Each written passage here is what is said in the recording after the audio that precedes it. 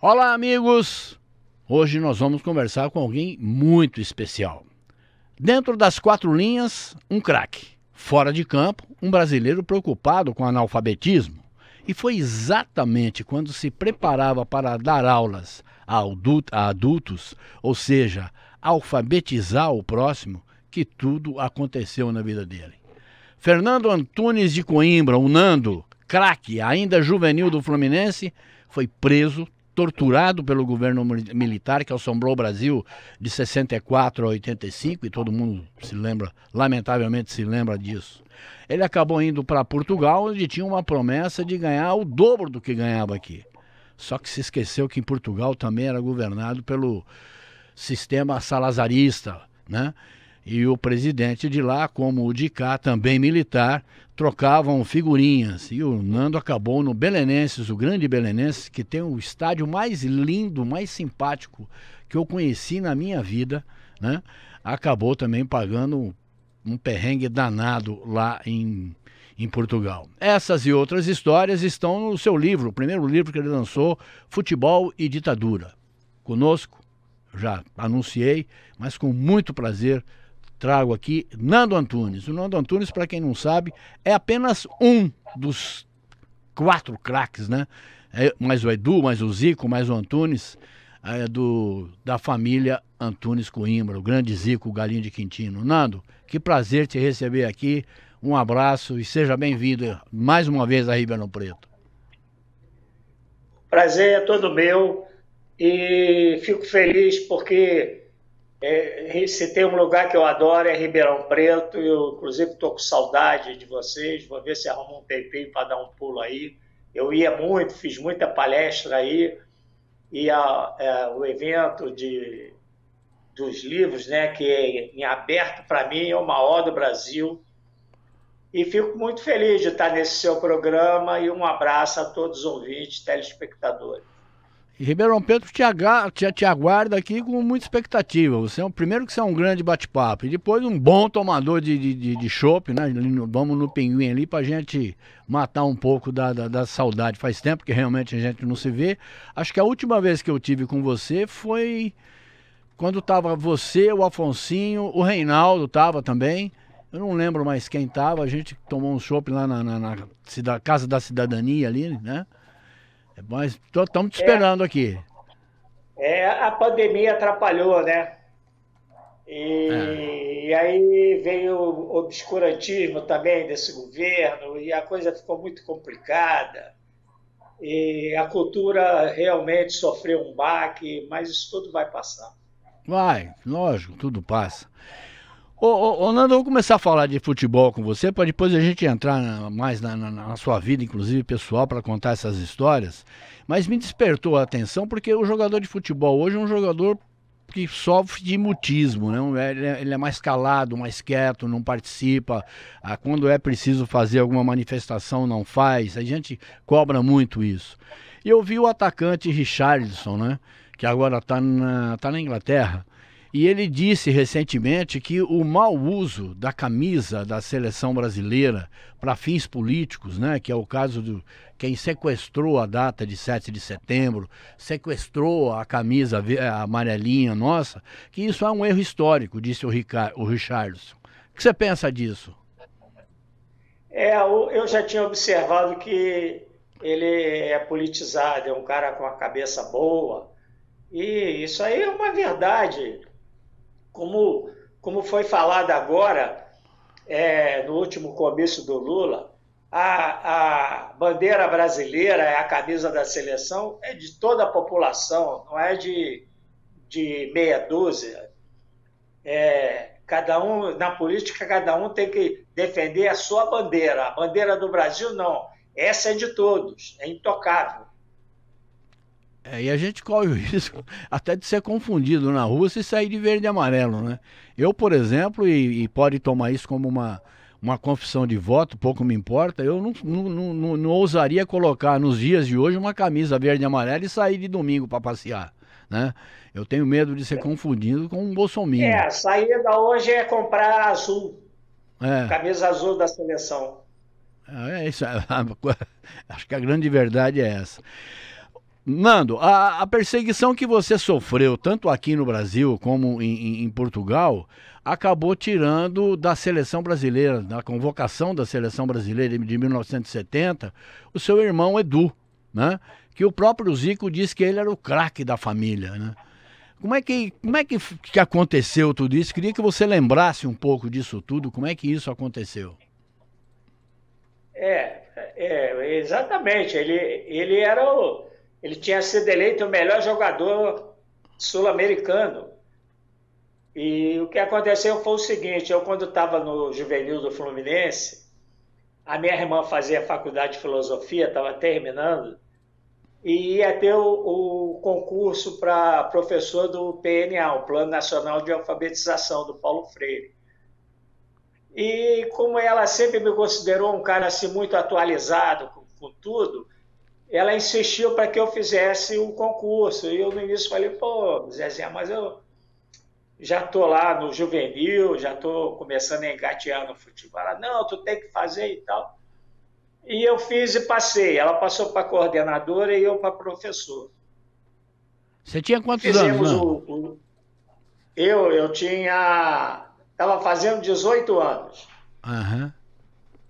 E o curso preparatório foi à noite, na Faculdade de Filosofia mesmo, aqui no centro do Rio. E durou mais ou menos uns 2 meses ou 3. Quando nós começamos a atuar nas escolas à noite, estourou a ditadura. E o primeiro ato no Rio foi tornar subversivo o PNA. Resultado, o meu crime foi ser professor. A partir dali eu comecei a ser perseguido sem perceber.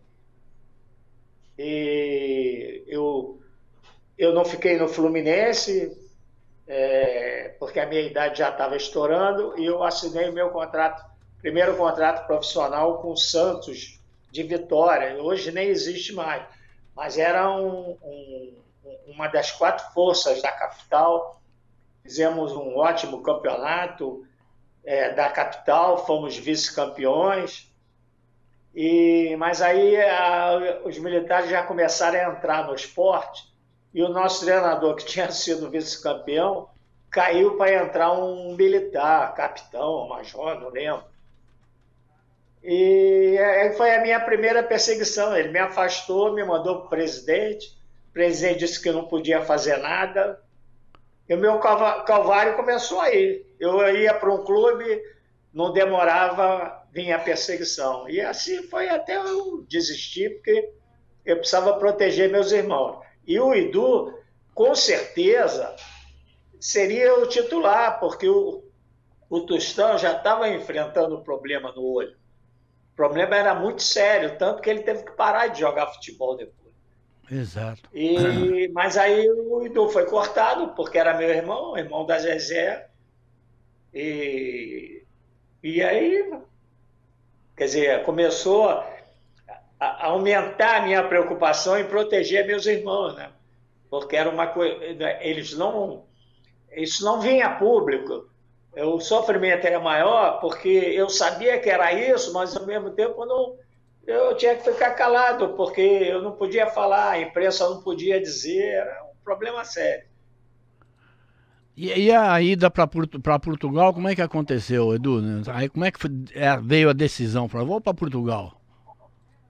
Eu tinha assinado o contrato com a América do Rio, e o América me emprestou para Madureira, fiz um ótimo campeonato em 68, e lá eu fui afastado pelo diretor de futebol e o presidente, que era o Carlinho Maracanã, muito meu amigo, meu admirador no futebol. Falou, olha, eu não posso fazer nada, sabe o problema que o país vive e tal. Igualzinho aconteceu em Vitória. Uhum. E aí eu tive certeza que eu estava sendo perseguido. E aí apareceu uma oportunidade para mim ir para o Ceará, eu fui para o Ceará, me tornei um ídolo lá, e lá não fui perseguido, apesar de ter ficado pouco tempo. E sou muito querido lá até hoje, estou sempre voltando ao Ceará. O Ceará se tornou meu time, meu clube preferido. E aí veio uma proposta do Belenenses, era uma proposta irrecusável, e eu falei com o presidente do Ceará na época, ele entendeu, o campeonato estava terminando, e vim para o Rio, fiquei aqui uns 10 dias tratando da documentação e embarquei para Portugal. Só que eu saí de um paraíso e fui cair em outra ditadura. E lá começou uma perseguição terrível, já começou no meu salário e nas luvas que eu ia receber, que eles queriam ficar com metade. Eu disse que não dava, que eu não ia ficar tomando porrada no campo e eles bebendo uísque a minhas custas. E aí o presidente falou, não, você fica treinando que a gente vai chegar a um acordo. A coisa só degringolou até que eu consegui fugir de Portugal. Você saiu fugido de lá? Saí, graças à esposa do representante que me recebeu no aeroporto. Uhum. O representante do Belenenses me recebeu lá no aeroporto de Sacavém, em Lisboa, me levou direto para o escritório, não sei se é do presidente ou era do Belenenses, na Avenida da Liberdade. E lá fomos tratar do contrato, né? Eu tinha o documento do clube assinado com aqueles carimbos marca d'água, com a assinatura do presidente. Eu ia ganhar 80 mil escudos de luva e 8 mil escudos por mês, morar num hotel e assinaria um contrato de pelo menos um ano. E chegou lá, eles queriam me dar metade da luva e metade do salário. Uhum. E eu aí fiquei treinando, né? E ele falou, não, fica treinando que a gente chega a um acordo. E aí um dia eu cheguei, a gente treinava de manhã em Belém, eu morava no Hotel Eduardo VII em Lisboa, era a esquina da Avenida da Liberdade. Eu já fiquei nesse hotel, a gente tá todo, em frente à Rede Globo. Não sei se era na época. O Parque Eduardo VII, todo mundo sabe, é um dos cartões postais da Europa. Exato. Tem a Feira do Livro aberto ali. É isso. E aí um dia eu cheguei, almoçava no hotel, fui para o quarto para descansar um pouco, né? Tinha treinado de manhã. Aí tocou a campainha e entraram dois caras de terno, né? Eu pensei que era da imprensa, porque lá era comum andar de terno. Na semana anterior eu tinha feito uma entrevista para a Bola, o jornalista e o fotógrafo de terno. Uhum. Mas não, já vieram me dando carteirada da PID. E eu aí me apavorei, era mas temível polícia investigativa de Portugal, né? Do Salazar. Que era treinada pelos nazistas, né? Exatamente. Era terrível a PID. E aí me fizeram um monte de perguntas, deram a entender que sabiam que eu tinha outra atividade no Brasil. E eu falei, não tenho atividade nenhuma, eu jogo futebol. Mas é que a ditadura daqui tinha passado a informação para lá, para eles. E me pediram o documento, e eu lembrei que quando eu vi antigamente era CBD, ainda não era CBE. Uhum. Eu fui tratar da transferência, porque antigamente era por telex. A CBD enviava um telex para a Federação Portuguesa comunicando que eu iria embarcar para jogar no Belenenses. E aí acertei tudo lá. Quando ia embora, um funcionário, um senhor, me chamou e falou, Nando, deixa eu te passar uma informação que eu acho que é importante para você. Alguns jogadores brasileiros já tiveram que ir para as Áfricas, para as guerras portuguesas. E você é filho de português, então se te pedirem documento, você diz que está na embaixada brasileira, que tu ainda não recebeu de volta. Isso é uma segurança para você. Aí tá bom, agradeci a ele, e isso aí eu na hora lembrei e falei para os dois caras da PID. Eles falaram, tá, tudo bem, mas quando tu receber, nós vamos vir aqui para olhar teus documentos. Tá bom. Continuei treinando. Até que um dia eu estava tomando banho, depois do treino, um funcionário chegou, Nando, tem um diretor aí que quer falar contigo. Diretor do Belenenses. Eu imaginei que era um contrato que finalmente eu ia assinar. Aí me arrumei e tal, fui encontrar com ele. de cara eu percebi ele com um sorrisinho maroto. Aí ele falou comigo. Travou. Se for o que eu tenho para receber. Aí ele falou que eles tinham pensado já me emprestar para o Vitória de Guimarães, que o treinador era o Jorge Vieira, que estava interessado em mim. Eu falei, não, mas eu vim para jogar no Belenenses, não foi para jogar no Vitória. Só depois que eu assinar contrato é que eu posso resolver isso. Aí ele falou, você recebeu uma visita lá no hotel, né? Aí eu falei, pensei comigo, porra, esse cara é da PID, tá na cara. Lógico, porque o que né? acontecia?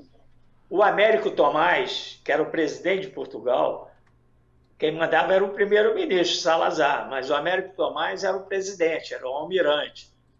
Ele era belenense doente. Ele tinha sido presidente, inclusive, do Belenense, né? Pois é. E aí eu falei, pô, esse cara é da PID. Aí ele virou para mim, no maior cinismo, e falou assim, além do mais, o seu pai é português, a gente pode mandar você para as Áfricas. Aí eu entrei em pânico, né? Não demonstrei. Mandar para as Áfricas significa mandar através do exército, né? Através das forças armadas militares para combater o escravagismo. Combater não, para defender o escravagismo que Portugal impunha. Moçambique, né? Angola, Cabo Verde. Exato. Eu tenho até um episódio curioso que dá bem o retrato do que era a ditadura em Portugal. No Belenense jogava o Walter, atacante, ficou muito meu amigo, ele era angolano. Eu até achava que ele era moçambicano igual ao Eusébio, mas já me garantiram que ele é moçambicano, é angolano. E ele falou, Nando, eu moro no mesmo prédio que o Eusébio mora, ele é muito meu amigo, e ele quer te conhecer. Pô, vamos marcar um almoço lá em casa, depois do treino, que o Benfica também treina de manhã, e a gente passa a tarde lá em casa, batendo papo. Eu falei, tá bom, pode marcar. Aí, depois de um treino, fomos direto para a casa dele, né? Aí, logo depois chegou o Eusébio, foi uma tarde espetacular, ficamos muito amigos. Aí, a partir desse dia, o Eusébio vinha com o Walter para o treino, passavam no hotel, me pegavam, aí o Eusébio deixava eu e o Walter no Belenense e seguia para o Estádio da Luz. Só que tem um detalhe, ele ia fardado. Passava num quartel, que eu não me lembro de que bairro, assinava lá na portaria e seguia para deixar a gente no Belenense. Ele tinha a maior revolta disso. O que aconteceu? O Manchester United, ele tinha sido o maior jogador da Copa de 66. Portugal não foi campeão, foi roubado. E então, como o Manchester queria ele, o Salazar obrigou ele a servir o Exército. E o Exército eram 4 anos. Então você vê o maior jogador do mundo na época, junto com o Pelé, ia fardado para treinar no Benfica. É uma coisa assim inacreditável. Não dá nem para crer nos dias de hoje. Se bem que no governo que nós temos só falta isso. Eu encarei isso tudo com 21 para 22 anos, sozinho. Quer dizer, eu sozinho lá numa época que telefone era via cabo submarino, né? Era você pedir uma ligação de manhã para, se der sorte, você falar à noite. Era tudo telex, a comunicação era carta, né? Eu estava 15 dias, 20 dias para quer dizer, você ficava isolado, não é como hoje, que tem internet, né? As redes sociais, é o celular da pessoa. Então, era um sofrimento muito grande.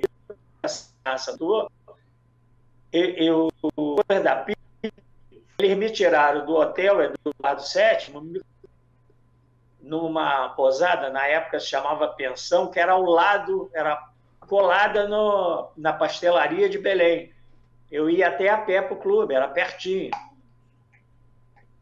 justamente por causa desse problema que tinha havido com a PIDE. E aí fui para essa posada, chorei muito. E o dono da posada, ele tinha o telefone do representante, do belenense, ligou para ele e falou: tá vendo alguma coisa aqui com o Nando, ele está chorando direto. Era bom tu vir aqui. Não quis. Aí ele veio, quando estava vendo, ele falou: vou fazer o seguinte, à noitinha eu vou te pegar, tu vai jantar comigo lá em casa. Porra, mas não tem nem fome. Não, mas você vai, vamos lá para casa. E aí ele já era um senhor. Ele me pegou, fomos para a casa dele, era ele e a esposa só. E aí eu cheguei chorando, né? Estava desesperado, querendo voltar para o Brasil. Aí ela o que estava se passando. Aí eu contei para ela, né? E aí ela olhou para ele e falou: olha, a partir de agora eu vou tratar ele como se fosse meu filho. Tu vai botar ele. Aí é quando você descobre que na casa quem manda é a mulher mesmo, né? Ele obedeceu. É verdade. Aí me levou de volta para a posada, falou: continua treinando normalmente, eu vou providenciar tudo, te aviso e para te levar para você voltar para o Brasil. Porque eu tinha direito a passar. Aí ele, acho que no dia seguinte, ligou para mim, que já tinha, ligou por passada, que já tinha providenciado tudo para me deixar na portaria, a mala ia chegar e eu entraria no carro com a mala e partia para o aeroporto. Tá bom. E assim foi feito. Ele me levou para o aeroporto de Sacavém, ele não quis nem entrar, me deixou na porta, eu já com a passagem, né? E o voo era à noite, isso era tarde ainda. E o aeroporto naquela época era pequeno, não é o aeroporto grande que é hoje. E eu fiquei sentado lá, providenciei tudo e depois fiquei sentado aguardando, né, a hora do embarque. E era terrível, cada vez que entrava alguém de terno, eu ficava apavorado. Pô, vamos pegar agora. Imagino. Eu só vi quando o avião levou. Cheguei em casa, eu não tinha nem dinheiro para pagar o táxi, só tinha escudo no bolso. Minha mãe estava varrendo a calçada, tomou um susto, né? E eu disse: mãe, não gostei e tal. A minha história eu guardei por 40 anos para não prejudicar meus irmãos, a carreira deles. E quando eu fui reintegrado depois da Constituição, de 88, eu fui reintegrado ao MEC, logo depois me aposentei e depois recebi uma documentação que tinha sido criada na Comissão de Anistia, se eu tinha alguma coisa a reclamar. E aí eu comentei com a minha esposa, né? Eu falei: pô, Elaine, eu acho que é a hora de eu contar a minha história. Assim mesmo eu levei alguns meses. Aí contei, depois me disseram, quando a minha história chegou lá na comissão, foi um auê danado, né? Jogador de futebol de uma família famosa sofre uma perseguição dessa. E aí eu comecei a frequentar nas reuniões de lá, assim mesmo durou 6 anos. Eu ganhei praticamente por unanimidade. E você foi o primeiro? Até em Portugal. Você foi o primeiro jogador anistiado no Brasil, né? Até hoje, sou o único. Eu vi a. E aí... Aliás, temos foto aí, viu, Flavinha? Se quiser ir colocando foto aí. Mas isso também não impediu que o próprio Zico fosse prejudicado, né? Atrasaram o máximo que puderam a convocação do Zico, né? Não, e o detalhe, ele perdeu a Olimpíada porque eu fui preso, né? Porque depois que eu... Desculpa. Fique à vontade. Depois que eu voltei para o Brasil,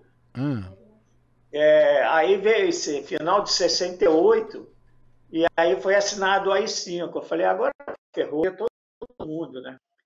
E a prima o marido, e eu fui um dia na casa da mãe dele, levei um médico que ela não estava passando bem, estavam meus primos lá, os irmãos dela, E aí tocou a campainha, era o pessoal do doicode, do DOPS, entraram de metralhadora, resultado, levaram a gente preso para pé.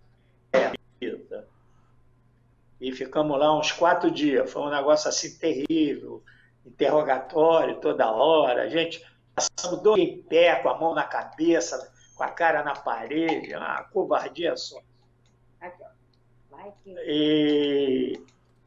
E aí, antes teve a Copa do Mundo, o Edu tinha sido cortado, e o Dadá, que é muito nosso amigo, foi cria aqui de Quintino, o Dadá é que foi no lugar dele.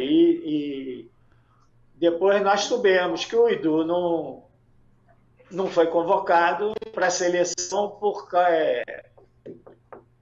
porque era meu irmão e da Zezé. E o Zico foi pior ainda.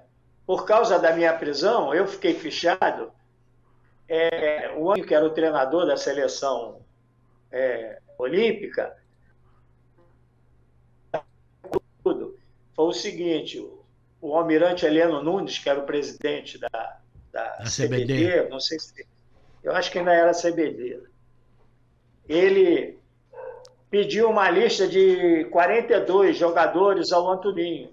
O Antoninho fez a lista e entregou para ele. E ele mandou voltar lá, dia tal, o Antoninho voltou, tinham 41 nomes. 41 nomes. Tinham cortado justamente o principal. O Antoninho tomou um susto, mas era a ditadura dele. Eu tinha voltado para Portugal porque meu nome já tinha sido limpo aqui. Meu pai um dia conversou com o presidente do CE, que é e ele não sabia de nada e prometeu a casa, e um dia ele ligou, eu atendi e ele falou que era comigo mesmo, que eu podia ir, porque o Gil Vicente estava interessado em mim. Que eu não havia mais nada contra mim. E aí eu fui. E quando eu jogava no Gil Vicente, tinha um jogador que é grande amigo meu até hoje, que os pais dele moravam em Munique, que o pai era funcionário da Volkswagen. E aí combinamos de ir de carro para assistir a Olimpíada, porque eu falava muito no Zico. O Zico já saíam notícias dele em Portugal. O Brasil tinha garantido a classificação num jogo no principal estádio da Colômbia contra a Argentina, 1-0, gol do Zico. Ali ele garantiu a classificação. E aí o Zico foi cortado. Aí os meus amigos em Portugal... Nando, cortaram o teu irmão? Eu falei, então agora acabou o passeio, vou fazer o quê em Munique? Temos de carro, né? Por Espanha, França, até a Alemanha. Foi muito triste, o Zico quis parar de jogar futebol, aí o Antunes e meu pai que fizeram a cadeia para que ele não parasse, nem tivesse força, porque era o sonho dele participar da Olimpíada, e você vê, né? Um garoto de 18 anos fizeram uma covardia dessa porque era meu irmão. Eu tinha sido preso e inocentado. Tem gente que gosta de ditadura, inacreditável. E outros jogadores sofreram também a mesma coisa, não com essa violência e com essa intensidade que você sofreu, mas nós falamos aqui mesmo do Afonsinho, do Reinaldo, que eram jogadores, né, que se postavam contra o regime e faziam questão de, se não abertamente, fazer essas manifestações, mas sempre que podia faziam. O próprio João Saldanha, né, o corte do João Saldanha, depois de ter classificado a seleção para a Copa de 70, que foi o melhor time que foi montado ali, coisa e tal, acabou também caindo do cargo, exatamente por conta disso, né? A mistura de futebol e ditadura. E o Saldanha, uma vez perguntado por que ele não convocava o Edu para a seleção, ele não tinha papo na língua, ele falou, porque há restrições contra a família Antunes. Foi isso aí. Hoje todo mundo sabe que tudo isso é verdade. Antigamente não se podia falar. Eu, quando fiquei preso, os 4 dias lá na PE, a minha mãe com o Edu e com o Antunes foram para a porta da PE e ficaram de plantão lá. O Antunes ficava xingando eles, dizendo que queria ficar comigo preso.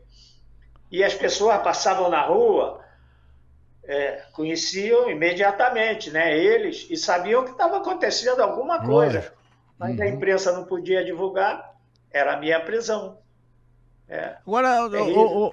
ô Nando, como é que é durante 40 anos guardar para você mesmo, para sua família, para o pessoal mais íntimo, né?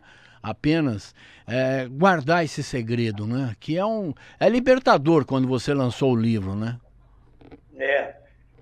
Eu nem em casa comentava, né? O próprio Zico, já em várias reportagens, falou que muita coisa ele foi saber depois que eu fui anistiado. Porque eu não falava nada. Um monte de amigos da empresa falaram, pô, Nando, como é que a gente não sabia de nada? Eu falei, claro, eu não falava, não comentava com ninguém.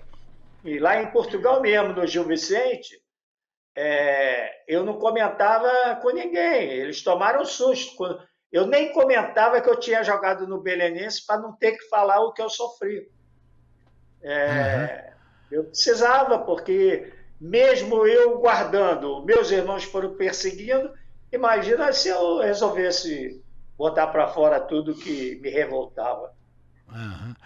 Você se sente injustiçado, lógico, não tem a menor dúvida, mas apenas o fato de você ter resgatado, né, a sua dignidade, ter conseguido ser o único jogador anistiado, você se sente recompensado por isso? Ah, Porque você teve claro. um. Em muitas palestras que eu já fiz, eu sempre falo uma coisa. Hoje, que está dentro dessa recompensação que você está falando. Eu, nas palestras, eu posso dizer, olha, eu estou aqui contando a vocês a minha vida, eu posso falar. Agora, aqueles que me torturaram, nem para a família podem falar, porque era uma coisa assim escondida, eles faziam uma coisa que eles mesmos tinham vergonha, tinham Uhum, vergonha. uhum, E hoje eu posso contar até para servir de alerta, principalmente para os jovens, né? Eu, em muita palestra, eu percebo, às vezes, meninas com lágrimas nos olhos, sabe? As pessoas se emocionam com o que aconteceu comigo, né? Isso aí é importante para abrir a cabeça das pessoas o perigo que é esse fanatismo autoritário dos ditadores. Isso é a pior coisa do mundo para qualquer país. Um país que quer ser grande, ele tem que ser democrata, tem que ser através da democracia. É o que era o Brasil até entrar esse governo aí, que é um retrocesso bárbaro. sem dúvida nenhuma. E não tem, e é bom para essa gente que fala em invasão de STF, de volta de ditadura com bolsomínios, essas coisas todas, para saber exatamente essa entrevista eu quero que ela tenha esse condão de saber os horrores, né, porque pelos quais nós passamos, tivemos que enfrentar. Obviamente que eu não fui preso, não fui torturado, mas fui intimidado muitas vezes como jornalista, né? Mas você sabe o que é na pele, o que é isso. Você sabe o que é a covardia, que não há nada mais repugnante do que pegar uma pessoa indefesa, acuada, encapuçar essa pessoa e torturar de forma psicológica, de forma física. É uma das coisas mais nojentas, mais, como diria o Ulisses já disse isso, né? Eu tenho nojo da ditadura. E eu quero mais uma vez reiterar isso. Eu tenho nojo da ditadura e tenho nojo de quem ainda se baseia nisso para dizer que esse era um regime, né? Isso realmente a gente está fazendo isso para resgatar isso, Nando, para gente para que essa molecada não tenha dúvida do que é que nós passamos. Nas minhas palestras e também nas entrevistas, eu sempre cito a frase do Ulisses Guimarães e também a do Winston Churchill, quando ele falou que o pior sistema de governo e a democracia excetuando-se os demais. Então, aí está dito tudo. Exato. Sem democracia não existe felicidade para o povo, é impossível. Não. E democracia não cabe, a democracia não cabe adjetivo, né? Democracia gradual, democracia evidente, democracia... Não, democracia é democracia, é liberdade, é o direito da gente estar aqui falando e mostrando tudo isso, né? A palavra em grego já diz, né? Democracia é o povo no governo. É o povo no governo, exatamente, exatamente. Eu queria que você falasse. Aí você teve uma fase maravilhosa, uma fase muito, muito. Inclusive, você estava me dizendo que voltou agora lá recentemente com o Afonsinho lá pro Ceará, né? O Vozão é o teu time lá, é o Ceará. E eu aprendi a gostar do Ceará porque lá passou também um grande amigo meu. O Geninho foi técnico lá uma vez. E eu fui a passeio. Eu fui a passeio uma vez em Fortaleza e encontrei com ele. Fomos jantar junto, tudo. E ele é daqui de Ribeirão, né? Hoje está morando no litoral. Então eu fiquei muito simpático ao Vozão. O Vozão é um clube espetacular. Nós tivemos agora, nós fomos inaugurar o campeonato, eu te falei, né? Que todo ano o MST organiza. Um campeonato espetacular. Foi feito numa cidade afastada, uns 200 quilômetros de Fortaleza, mas as finais é sempre no Castelão, tanto a final feminina como a final masculina. Eles fazem todo ano. E aí depois fomos chegando em Fortaleza, aí eles prepararam vários eventos. Eu chego lá, eu não paro, né? De manhã, de noite, atividade. E fui conhecer o CT do Ceará. É um dos mais lindos do mundo, não é nem do Brasil e da América Latina, é um dos mais lindos do mundo. É excepcional. O Ceará tem tudo para ser um dos grandes times da América Latina, está investindo para isso. E eu tenho fé que isso vai acontecer. A Fortaleza hoje é uma cidade imensa, o Ceará é um estado fantástico, né? Que eu conheço assim de cabo a rabo e cada vez gosto mais, né? E dessa vez eu fui com a Afonso, com a Pretinha, e eles ficaram impressionados, né? Porque não tinham ideia. Eu falei, vocês vão ver o que é o Ceará, vão ver o que é Fortaleza. E foi muito legal. E eu vou voltar agora quando houver a final no Castelão, porque eu já fui convidado para entregar o troféu e vou com o maior prazer. E quando chego lá, já tem programações, é muito legal. E tem mais aqui, sem dúvida mesmo. Aqui em Ribeirão Preto, você foi muito amigo do Magrão, do Sócrates. A gente já saímos juntos várias vezes. Você trocou grandes ideias, grandes papos com ele. O próprio Raí, né, recentemente teve um posicionamento muito forte e muito claro, né, no ponto de vista. A gente está vendo aí, ó. A gente está vendo imagens ainda de Ribeirão. Puta, que imagem que legal, cara. Aí os 5 irmãos. São os 5 aí, né? Agora, isso é a Faetec, na época era a Funabem. Quem era interno lá era o Dadá Maravilha. Ah, é? Foi garoto com a gente. Na época ele era zagueiro central. Aí o Antônio falou, ô Dadá, você tem que ser atacante, o teu jeito não é para back, é para ser atacante. E ele até comenta isso em reportagem. E aí ele passou a ser atacante. Depois eu joguei com ele no Campo Grande. Ficamos grandes amigos, nos tornamos grandes amigos. Foi antes de eu assinar com a América. Dadá é espetacular. Mas agora jogadores com essa categoria de pensamento, com essa filosofia de ver, de assistir o Brasil de outra forma e não ficar alheio a tudo isso, tá difícil hoje, né? Hoje... Tá. Porque hoje o atleta profissional ele assina um contrato com o empresário que tem de restrições. Eu já li uma vez um contrato desse, o jogador passa a ser, o empresário passa a ser dono da vida do atleta. É impressionante. Uma coisa, é Aham. uma barbaridade. Isso é no mundo inteiro, não é só no Brasil, não. Até do que ele diz, Então, o né? jogador só pode falar o que o empresário quer. É terrível, Aham. terrível. Às vezes, as pessoas imaginam que realmente há muito jogador que a cabecinha, a gente sabe, né? O cara vem Aham. de comunidades onde ele não tinha nenhuma oportunidade a não ser o futebol, então ele não sabe de muita coisa. Agora, aquele que sabe, ele também não pode falar. Esse é o grande problema, porque o empresário não permite. Isso é péssimo, né? O futebol moderno é isso.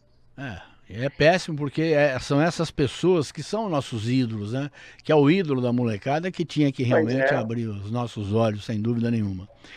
Eu queria falar da sua fase artística agora, porque você acabou se revelando, além de um escritor, né, de um talento muito É, forte para escrever. Ontem eu estava relendo parte do seu livro, me preparando para fazer essa entrevista aqui, e você escreve com uma facilidade, com quase doçura, um momento tão amargo, né, na nossa vida política. Mas os seus quadros são inconfundíveis, né? Os seus traços são inconfundíveis. De onde veio essa tendência para pintura, essa queda para artes é, plásticas? hoje eu tenho até muito texto pronto, mas a pintura você começa a mexer com isso e aí não consegue mais parar. O meu avô, pai da minha mãe, foi um Ah, grande pintor no Brasil na década de 20 e 30. Inclusive, a família dele é que é a proprietária, era a proprietária em Oliveira de Azeméis da maior fábrica do mundo daquelas pinturas em ladrilho azul, aham, famosa de Portugal, que era a arte de Bordalo Pinheiro. E o meu avô era um dos donos, ele e os irmãos, e ele, aventureiro, veio para o Brasil, e aqui ele criou a fábrica, que era aqui em Quintino, o nome era Cerâmica Brasileira ProArte Bordalo Pinheiro. E ele que trouxe praticamente para o Brasil a arte de Bordalo Pinheiro. aham. Então, quer dizer, era uma coisa que eu tinha no sangue e não sabia, né? Eu comecei a pintar com 50 anos, porque o meu filho é um grande desenhista, eu quis incentivar ele a pintar e Aham. comprei um material completo de pintura, com livros didáticos, com telas, com pincéis, paleta, era completo. E ele aí começou a pintar, e um dia ele falou para mim, pai, eu não gostei não, tem que ficar misturando tinta, dá muito trabalho. E ele gostava de crayon. E um dia eu comecei a ler e Ah. comecei a me identificar com aquilo. Eu falei, pô, o que o meu filho não gosta, se eu tenho na cabeça, que é criar é, cores, né? Eu sabia que eu tinha essa facilidade. E aí resolvi pintar um quadro, aí não parei mais, né? Aí esqueci o resto, hoje é só a pintura. Mas não, por enquanto eu Essa não vendo marina que quadro, nós não. estamos vendo na Só vou tela aí, por acumulando. exemplo, é bem Rio mesmo, né? Bem Rio de Janeiro. É uma pesca de rede, né? Aham, Isso aí foi a partir de uma foto no Recreio dos Bandeirantes. A partir da foto eu criei a minha, né? aham, A maneira de ver, né? aham. E o resultado eu gostei muito. Esse aí é a flautista, eu adoro esse quadro. Esse quadro aí Muito bonito. já fez aqui em casa uma vez eu fazendo uma reportagem para a TV Fuji do Japão. Uhum. Teve um japonês que chorou copiosamente olhando esse quadro. Ele disse que ele era um dos que era intérpretes que não, não, não conseguiu se controlar, não soube explicar por que a emoção dele. Eu tomei um susto, né? Não imaginava que uma pintura provocasse isso numa Mas pessoa, né? a emoção diante da arte é inexplicável. Você não precisa explicar, tem que sentir mesmo, né? Exatamente. Foi o que ele tentou me passar, que ele nem sabia explicar o que ele estava sentindo. Aham. E essa aí? Essa aí esse quadro se encontra, eu dei para um amigo em Barreiras, na Bahia.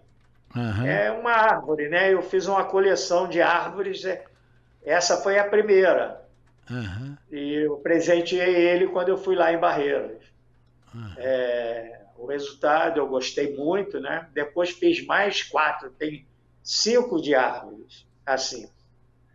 Aí o casal de tropeiros, né? Que era muito comum no Brasil, e eles andavam léguas, né? Como se dizia na época, né? Era vendendo a carne salgada, né? Porque na época pouca gente tinha geladeira, né? E esse é um dos grandes retratos do Brasil, é o casal de tropeiro, né? Aí, passeando no jardim, foi a partir de um quadro do Renoir, que Aham. eu gostei muito, e aí fiz esse aí, depois fiz mais 8 parecidos. Esse foi o primeiro.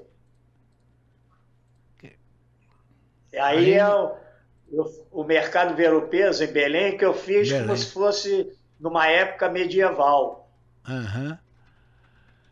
Quer dizer, não basta fazer Mas é o sucesso mercado apenas com os Ver-o-Peso. pés como você fez, né? Você acabou usando a Aí a pintura. Bela no Descanso. Aí Aham. também foi a partir de uma pintura, mas eu não sei de quem, eu vi numa folhinha. Aham. E falei, vou criar alguma coisa parecida. Aí Aham. fui inventando, né? E eu gosto muito desse quadro. Tenho ele aqui na minha sala, inclusive. E você é um autodidata na pintura, né, Nando? Sou, sou. Que fantástico isso, porque eu por exemplo, se me derem, não precisa nem dar pincel, me der dois lápis, um preto e um vermelho, eu já não sei nem o que fazer. A É. linha vai sair Não, torta. não, eu não me considero um desenhista, eu sempre fui horrível em desenhar. Mas Mas eu pintar é acho quadro diferente. lindo. Pintar é diferente. Esse aí é São Miguel Arcanjo, é um painel Exato. grande que Aham, uma amiga me pediu para fazer. Eu não sei nem onde se encontra esse quadro, mas o aham. resultado foi muito bonito. As Muito pessoas bonito gostam mesmo. muito. Aham. Pô, muito legal. E aí tinha que ter do Ceará, né? Iracema, num banho de Exato. cuia. Esse aí É. está na sede do Vozão. Aham. Tá na série do Eu tenho Vozão? três, eu tenho 3 quadros na sede do Vozão. Um deles é esse. Pô, que Tem um legal, passeando cara. no jardim, Aham. e tem uma outra da flautista. E aí é a pelada aqui E aí, na aí Lucina você Barbosa. retratou a família inteira, né? Tá aí o Zico de Costa, ele já estava no profissional, então na pelada ele agarrava no gol. Tá de calção Aham. branco, o Tunico está do lado. Aham. Entre os dois tá o Itu, lá de calção laranja, eu de calção preto e o Antônio de calção amarelo. Aí Rapaz. a pelada na rua era isso aí mesmo. Isso aí foi a partir de uma foto da Placar. Aí Aham. eu criei, né? Botei outros personagens, botei Aham. uma pipa. Aham. Aí Esse você tá, quadro, inclusive, essa parte retrata Quintino também?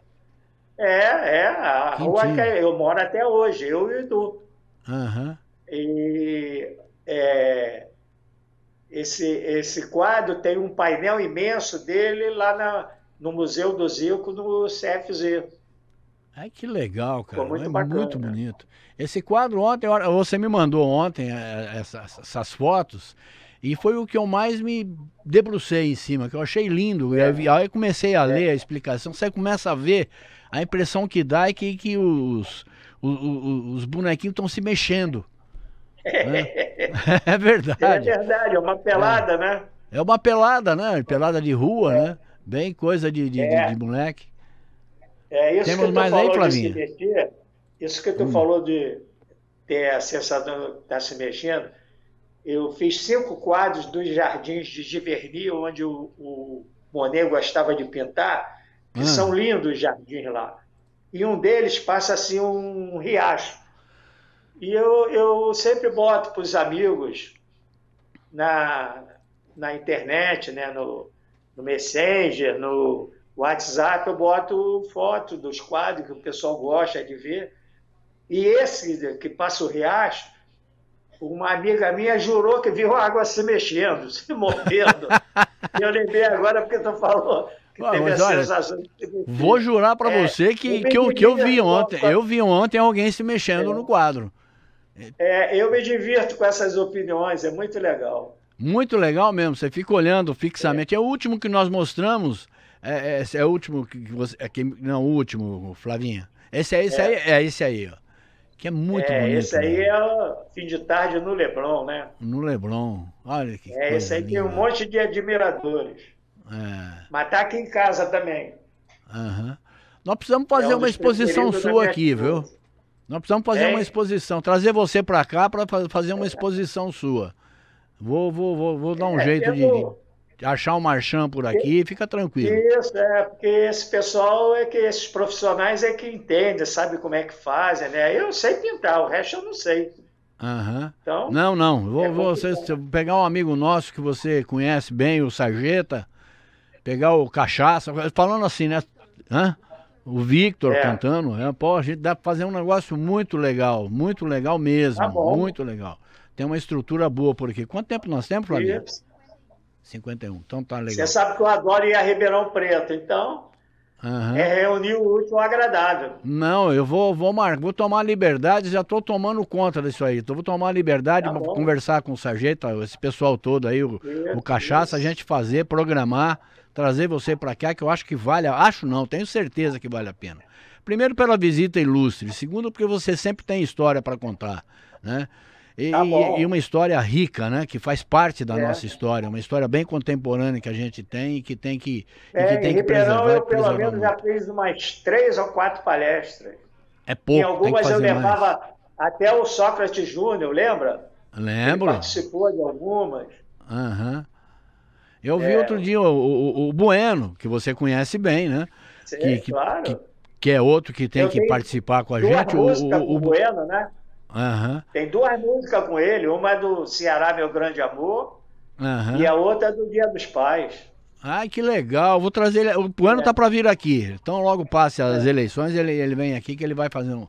Vamos gravar um especial com ele também. Eu vou fazer ele cantar também, com certeza. Isso, vou te Né? mandar as músicas, depois tu manda ele cantar.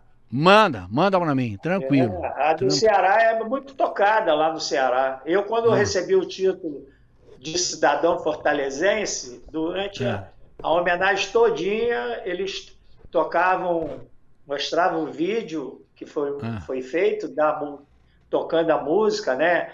Foram torcidas organizadas, foi muito legal. Eu acho que eu fui o primeiro cara, porque uma das torcidas me deu uma camisa, era a Ceará Ah. Amor, e pediram para me colocar. E eu tirei a camisa que eu estava.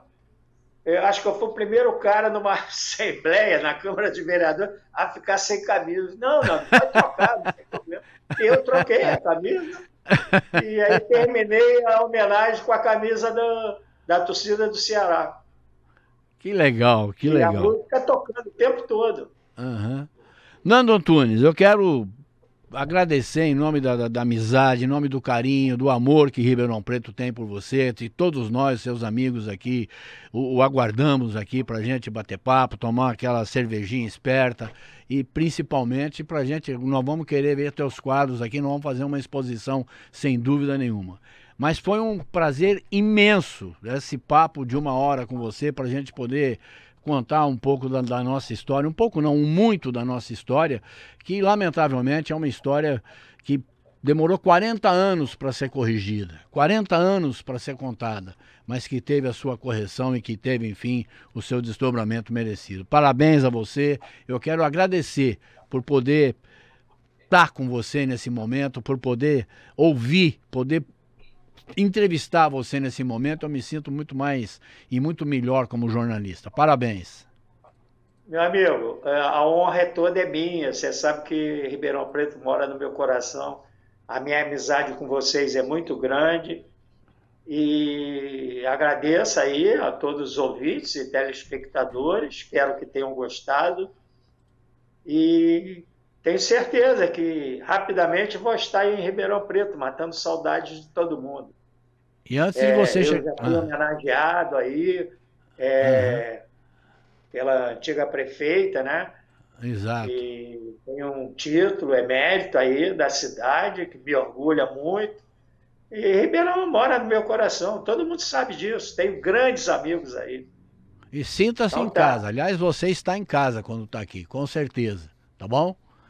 Um tá grande bom. abraço, Nando. Até uma próxima oportunidade. Opa, aqui, meu amigo. E você, antes disso, eu vou mandar para você a Flavinha, que é a nossa chefa aqui. Ela vai mandar para você o link direitinho e a data da exibição bonitinho. Aí você recebe, você Tá pode ver em bom, tá casa aí, bom. tá bom?